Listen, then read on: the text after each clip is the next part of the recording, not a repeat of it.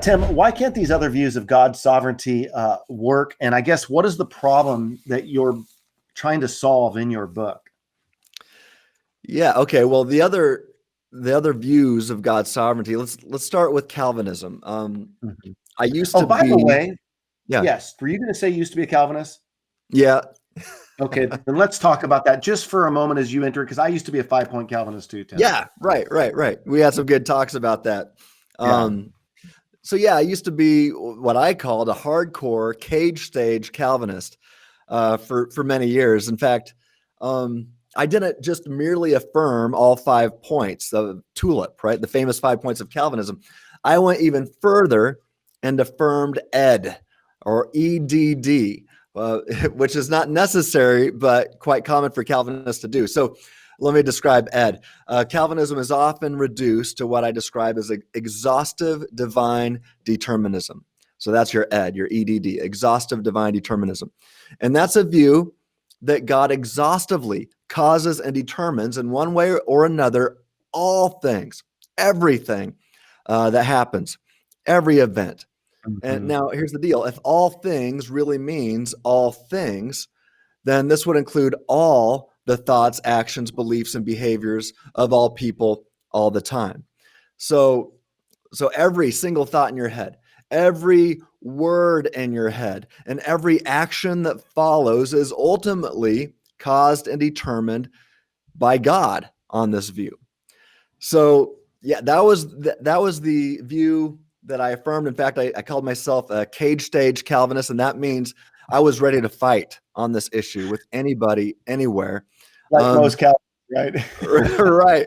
They call it cage stage because it's better to be in a cage than to be let loose out in public when you're that excited about Calvinism.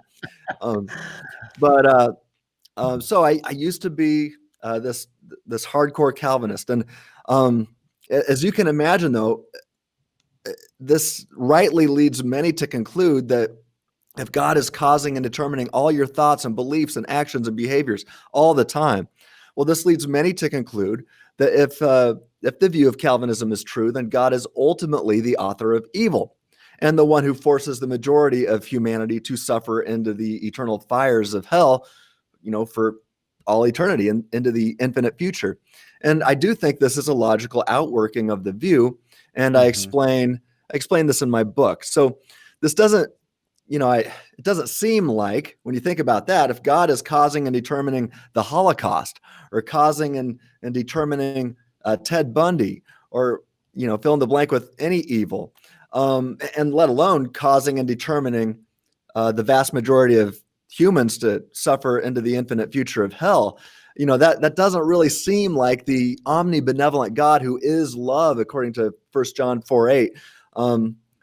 That Jesus claimed to represent, or the God who desires all people to be saved in 1 Timothy 2:4, and the God who desires no one to perish in 2 Peter 3:9, or the God who so loved the world that whosoever, right, in John 3:16. So this leads many to choose the second option, that simple foreknowledge view that's commonly referred to as Arminianism. I don't think necessarily needs to be Arminianism, but I would say that often those who call themselves Arminians are holding the simple foreknowledge view. Now, this view gives humans the freedom to choose to sin or not to sin, and also humans the ability to choose our individual eternal destinies. So this view gets God off the hook, as it were, for the evil deeds humans freely choose to commit. Now, that's the good news that this view offers, but the bad news is that this simple foreknowledge view also seems to relieve God of his providence and sovereignty. I mean, after all, think about it. If God simply and merely foreknows the future free actions of creatures, well, how is he in any legitimate control over the future free actions of creatures? Just because you know how a person will freely choose in the future, that doesn't give you any kind of control or predestination that the Bible talks about, or sovereignty over it. So yeah, I mean, the Bible is clear that God predestines things. Not only is God sovereign, but he predestines not only the elect to heaven, so we could see in Galatians 1:15, but that God is provident over all things. Romans 8:28, Ephesians 1:11, those are good places to start. But here's the deal. If God predestines all things to happen, then how could this simple foreknowledge view of Arminianism be true? Now, I think Arminianism is close, but close only counts in horseshoes and hand grenades or something like that. So, in fact, in my book, I show that some scholars actually think that Jacobus Arminius was a closet Molinist. Some scholars disagree with that, but there's debate there. But what's not under dispute is that his followers, known as the Arminians, they did not understand middle knowledge. Some people think Arminius did. He wrote about it. Molina's writings were in his library. He was quoted by Arminius. So Arminius himself might have been a Molinist, maybe not. But the Arminians clearly didn't understand middle knowledge, and thus the Synod of Dort was dealing with the Arminians. And I would say then, and I explained this in my book, I think the Synod of Dort really attacked a straw man and not the real thing.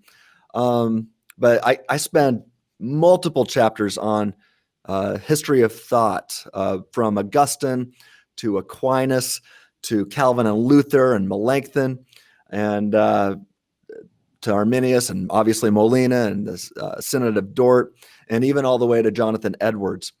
So I just encourage people to read my book. If you're a history buff, you're going to like that part of it. So, yeah, even if John Calvin had the opportunity to hang a little bit with Molina, you kind of feel like he could have cleaned up some of his thoughts. I've heard you say before.